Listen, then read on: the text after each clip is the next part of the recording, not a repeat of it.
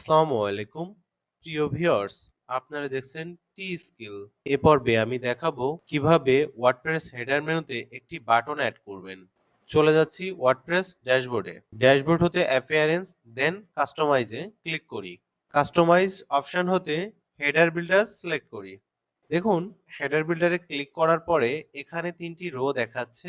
আপনি তিনটি রোর কোন রোতে এবং কোন কলামে বাটন অ্যাড করতে চাচ্ছেন সেটি আগে সিলেক্ট করুন। আমি মিডিলের রোর রাইট কলামে বাটন অ্যাড করতে চাচ্ছি, তাই আমি এখানে এই প্লাস বাটনটিতে ক্লিক করলাম। প্লাস বাটনটিতে ক্লিক করলে কিছু উইজেট আসছে, এর মধ্য থেকে বাটন সিলেক্ট করে নিলাম। দেখুন, একটি বাটন চলে এসছে। এখন আমরা বাটনটিকে কাস্টমাইজ করি। Button text, button text name কি হবে? আমি এখানে দিচ্ছি অ্যাপ্লাই। আপনারা আপনাদের সুবিধা মতো টেক্সটটি অ্যাড করে নেবেন। এরপর লিংক, এখানে দেওয়া আছে wpastra.com।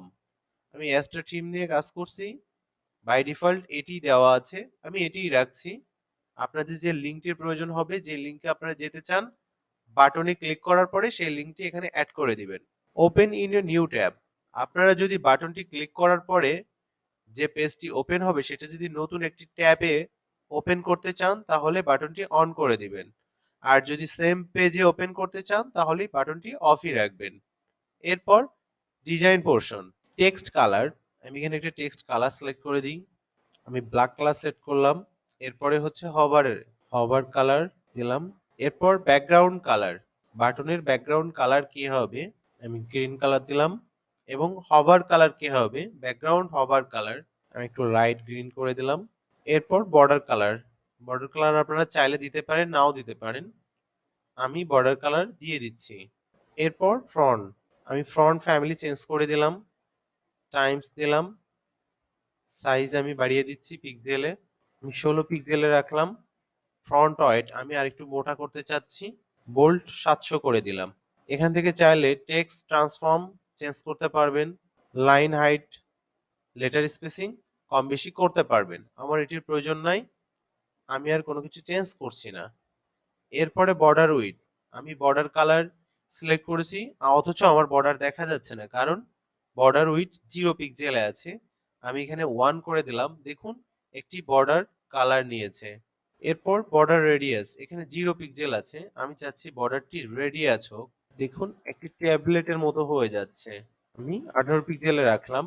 এখানে প্যাডিং 10 করে আছে, আমি এটাকে পরিবর্তন করতে চাচ্ছি আলাদা আলাদা ভাবে, তাই লিঙ্ক ভ্যালু টুগেদার বাটনটি অফ করে দিলাম। আমার টপ বটম ঠিক আছে, আমি লেফট এবং রাইটে বাড়াতে চাচ্ছি। আপনারা আপনাদের ইচ্ছা মতো বাটনটি কাস্টমাইজ করে নেবেন। আমি লেফটেও 18 রাখলাম। মার্জিনের প্রয়োজন নাই, আমি মার্জিন দিচ্ছি না।